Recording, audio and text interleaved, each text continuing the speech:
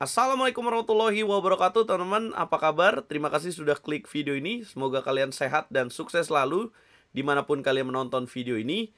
Guys, di video kali ini saya akan bahas permainan saya bermain catur 3 menit secara online tanpa tambahan waktu melawan Grandmaster David Anton Guijaro. Nah, ini username-nya TPT Again. Ya, elo rating 3004 ini adalah elo rating di platform chess.com. Ya, buat teman-teman yang penasaran gimana cara meraih gelar Grandmaster, itu hanya bisa dilakukan kalau kita bermain secara offline. By the way, siapa sih David Anton Guijaro ini? Kenapa saya upload video ini? Karena ternyata David Anton Guijaro adalah pemain catur nomor 1 Spanyol saat ini. Kelahirannya tahun 1995. Ya, nomor 3-nya kita tahu ya, Alexei Sirov nih. Dan secara peringkat dunia, saat ini David Anton Guijaro menempati peringkat 59 dunia. Saya bermain melawan dia 1-1 skornya. Langsung saja kita bahas, tapi secara prestasi, David Anton Guijaro pernah memenangkan medali perak di kejuaraan Eropa perorangan tahun 2014. Dan juga dia pernah menjadi peringkat 2 European Blitz Championship catur kilat ya. Dan juga memenangkan kejuaraan Spanyol di Saibiote. Oke, ya dia pernah bermain di turnamen yang ada Magnusnya juga. Langsung aja kita bahas gamenya. Saya pegang buah putih di game kedua ini, jadi game pertama kalah. Game kedua ini menarik untuk kita saksikan karena banyak yang request ya. D4, kemudian D6, putih E4, hitam G6, kuda C3, gajah ke petak G7. Modern defense. Bedanya modern defense sama Pirc defense, kudanya keluarnya nanti teman-teman kalau misalkan modern defense. Jadi gajah E3, kemudian kuda ke petak C6, kemudian saya menteri D2, hitam E5, langsung menyerang pion D4. Saya mainkan kuda G ke petak F2, kemudian hitam mainkan langkah F5 dengan tujuan F4. Ya, agresif banget nih permainan David Anton Guijaro. Saya gebuk pion F5, kemudian dia lagi makan lagi pakai gajah, dan kemudian saya lanjutkan dengan rokade panjang. Nah, setelah rokade panjang, David Anton makin agresif, mainkan langkah kuda B4, mengancam pion C2. Apa yang kalian lakukan kalau kalian menjadi pemain putih, guys? Kalau kalian jadi saya, apa langkahnya? Yap, saya mainkan langkah kuda ke petak G3.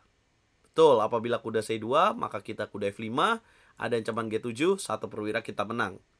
Yap, David Anton Guijaro mainkan gajah makan C2. Kemudian saya lanjutkan dengan benteng ke petak E1. Unggul satu pion hitam di langkah ke-10. Dan kemudian ada ancaman A3 di langkah berikutnya. Dia mainkan langkah gajah mundur ke petak F5. Kemudian di sini saya melakukan pertukaran kuda dan gajah. Dia makan lagi dengan pion dan saya lanjutkan dengan gajah ke petak E2. Bukan langkah yang tepat memang. Ya, tujuannya adalah untuk gajah ke petak H5. Kemudian hitam mainkan langkah kuda ke petak F6, menjaga petak H5. Saya mainkan langkah agresif G4. Boom. Tujuannya apa? Tujuannya apabila dia makan, saya ingin H3. Karena di sini nanti pasti ide saya, menurut saya, beberapa langkah ke depan, apabila hitam rokade pendek, maka akan terbuka jalur H. Let's say seperti ini, yang ada di analisa saya. Nah, maka ini akan menguntungkan untuk saya karena posisi raja hitam juga terbuka. Nah, tapi dalam prakteknya ternyata setelah G4, kemudian dia makan, saya jalan H3, dia kemudian pilih langkah menteri ke petak D7. Ya, pasti kalian penasaran dong pada saat G4 kenapa nggak F4 aja ya hitamnya. Jika dia mainkan langkah F4, maka di sini saya akan makan F4, kemudian apabila dimakan lagi, saya mainkan gajah C4. Apabila raja ke petak F8, karena di sini ada skak, maka saya akan mainkan langkah G5 atau menteri makan F4. Nah, inilah yang tidak diinginkan oleh David Anton Guijaro. Ya, atau di sini kuda E4 juga sangat berbahaya. Tujuannya ancaman kuda dan ada ancaman kuda G5 untuk kuda E6. David Anton Guijaro tidak mau itu. Ya, setelah G4 dia makan, kemudian H3 dan menteri ke petak D7. Dengan menteri D7 ini bisa kita analisa bahwa hitam sebenarnya ingin lakukan rokade panjang ya. Kemudian saya mainkan langkah D5. Apa tujuannya? D5 tujuannya untuk mengunci kuda di sini. So, apabila hitam di sini lanjutkan dengan rokade, maka kita bisa A3, kuda ke petak A6, dan nanti kita bisa melakukan pertukaran ini. Membuat pertahanan dari hitam hancur.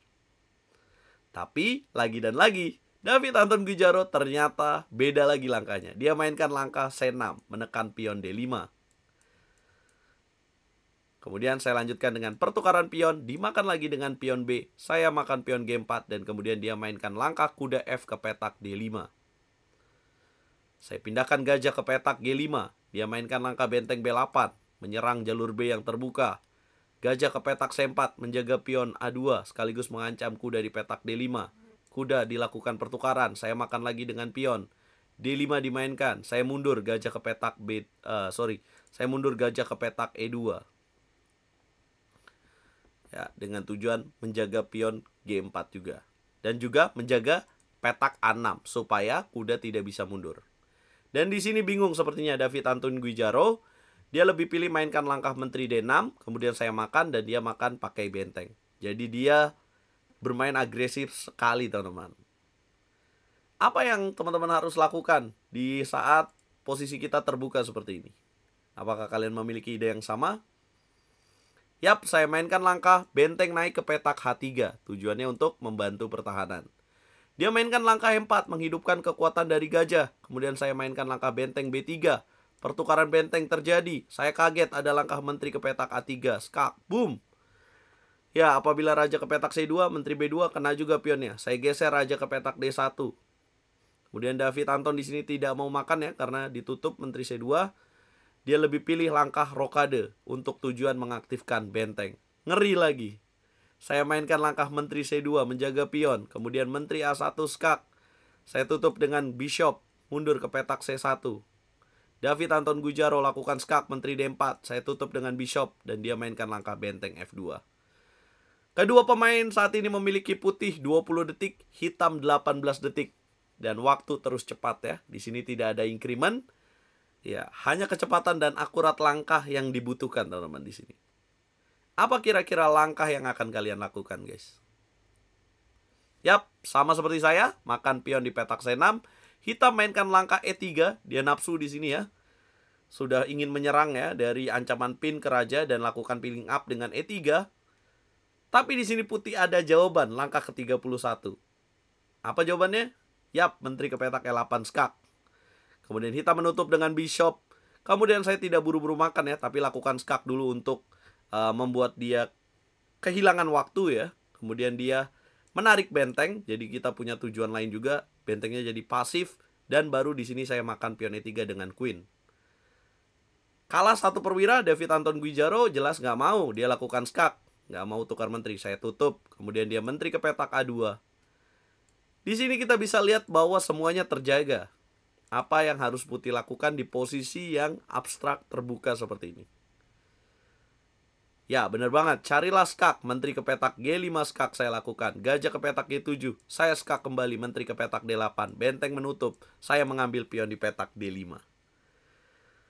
Ya, kemudian hitam mainkan langkah raja ke petak H8. Dan kemudian saya lanjutkan dengan gajah C4. Apa tujuan gajah C4? Tujuannya adalah untuk memberikan tekanan pada petak G8. Jadi benteng tidak bisa aktif. Mengunci posisi buah lawan. Bingung di sini, hanya bisa mainkan menteri. Dia mainkan langkah menteri ke petak B1 dengan tujuan aktif kembali ya. Saya tutup dengan menteri D3, kemudian dia kembali dengan menteri ke petak A2, sisa 5 detik putih. David Anton Guijaro pastinya ingin menang dengan waktu. Saya mainkan benteng H1 ancaman skakmat di waktu yang sisa 5 detik. Kemudian dia mainkan langkah H6, saya gebuk dengan bishop karena nggak bisa dijaga lagi. Kemudian dia mainkan langkah dirty move. Dirty move itu kotor ya teman-teman artinya. Jadi langkah kotor menteri H2. Kenapa dia kasih menteri ke petak H2? Waktu sisa 4 detik. Dia pengen saya, biasanya kan kalau main catur online, pre-move atau langkah persiapan sudah kita lakukan. Tapi pre-move bisa jadi bahaya kalau kita bertemu dengan pemain seperti ini. Dirty move. Jadi bisa jadi mungkin tadi kita udah pegang menteri. Nah nanti dengan menteri H2 ini dia bisa makan benteng kita. Ini trik yang sering dilakukan oleh pecatur jika bermain catur dengan mode cepat dan waktunya tinggal sedikit, dirty move. Ya, menteri H2, tapi saya tidak melakukan pre-move ya saat itu karena saya tahu ini posisi yang krusial. saya makan dengan Benteng. Untungnya sinyal Bekasi saat game ini sangat bersahabat. Dan lagi-lagi dirty move dimainkan, Benteng F1. Tapi saya sudah menduga ya, karena saya sudah cukup paham, expert, tahu ya, kalau dia akan melakukan dirty move, saya sudah siap dengan Menteri F1. Lihat berapa detik yang terbuang, dan tinggal 2 detik, dia mainkan gajah ke petak H6, saya pukul pakai Benteng, raja ke petak G7, dan boom, skakmat dengan Menteri ke petak F6, sisa 2 detik. Bayangin kalau sinyal Bekasi tidak bersahabat tadi malam teman-teman, maka di posisi yang menang saya akan kalah. Nggak bisa tidur dah. Dan akhirnya ini adalah kemenangan dari RL Chess melawan TPT Again, David Anton Guijaro. Ya, kalau kita bahas berapa sih akurasi di game ini, kalau kita review, akurasi dari game ini adalah ya, putih 86%. Ya, saya akan tunjukkan. Ya, putih 86%, hitam 77,8%.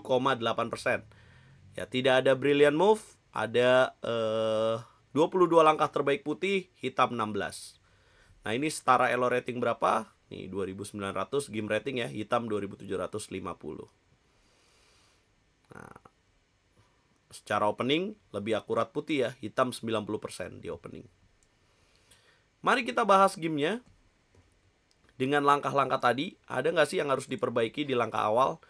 Ya, saya melakukan kesalahan dengan gajah E2. Pada posisi ini harusnya putih sudah bisa unggul dengan tidak menjalankan gajah E2, tapi yaitu makan E5 aja. Apabila dimakan, maka kita lanjutkan dengan Menteri E2 ke sini.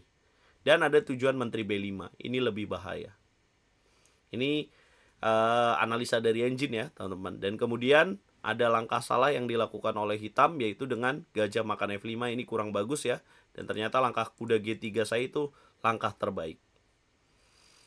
Ya, jadi di sini David Anton Guijaro buru-buru menyerang, salah ya, karena perwiranya di sini masih belum berkembang. Dan kemudian pada saat kuda F6 dianggap melewatkan taktik, yaitu lebih baik di sini F4 ya. Apabila makan di F4, kemudian makan lagi, tidak masalah ternyata. Walaupun posisinya liar begini. Tapi secara naluri, dengan gajah H5 seperti ini, tentu saja seorang grandmaster atau pemain catur akan takut ya, dengan analisa seperti ini. Saya juga melewatkan langkah miss D5, yang harusnya di sini makan E5. Makan, dan kemudian Menteri D7. Dengan posisi seperti ini, ternyata sudah unggul buat putih, dengan kekuatan sepasang gajah. Nah, dan kemudian gajah 2 juga melewatkan taktik. Harusnya di sini gajah B3 aja. Apabila kuda ke petak 6, maka ada gajah F4 nih. Menekan langsung sampai benteng di petak B8. Gitu, teman. Ya, dari langkah hitam pada saat posisi krusial tuh harusnya menang gak sih? Pada posisi seperti ini hitam lebih unggul ya, tipis. Tapi pada posisi ini adakah keunggulan yang dimiliki oleh hitam? Tidak ada ternyata, teman-teman. Ada brilian merah malah. Ya, ternyata walaupun posisi putih terbuka, liar, tapi tidak masalah. Ya, rokade benar, kemudian Menteri C2 harusnya makan C2 ya. Dan di sini ternyata memang seimbang. Harusnya hitam di sini C5 mengunci pertahanan putih ya. Tapi naturalnya pasti secara permainan dia akan makan seperti ini. Ya, dan blunder 2 kali ya. Itulah yang terjadi di game ini. Semoga game ini memberikan edukasi buat teman-teman. Bisa meniru cara bermain London System seperti itu, atau meniru cara menghadapi pembukaan modern sebagai pemain hitam seperti itu. Ya, semoga ada manfaat dari video ini. Jangan lupa bantu video ini viral dengan cara like, share, komen, dan subscribe. Kemarin kita libur Tata Steel ya, teman-teman. Nanti malam mungkin kita akan live lagi. Jangan lupa gabung ke RL Chess Academy. Kalau kalian nggak punya waktu, bisa beli video latihan dari RL Chess. Dan gabung ke langganan YouTube RL Chess. Follow IG gue guys, Instagram gue, dan TikTok gue juga.